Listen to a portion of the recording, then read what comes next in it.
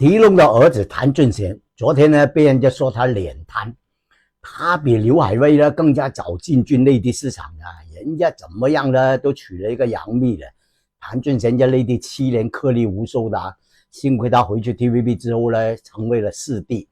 昨天他跟陈豪在企业强人剧集呢大受好评啊，虽然又被人说他脸瘫，他表示呢香港观众的评论呢就比较斯文的，只是吐槽一下，其他地方的网暴就凶狠得多了。自己从出道开始就已经被人家网暴了，被水军呢集体留言攻击啊，他又打电话给监制呢说对不起的了，连累了剧集了，那时候他都不敢出门口。现在呢，他开餐厅啊，在西环那边，爸爸狄龙呢就帮忙做收银员呢。他准备呢也叫儿女呢去餐厅那边锻炼一下，学一下怎么面对别人呢。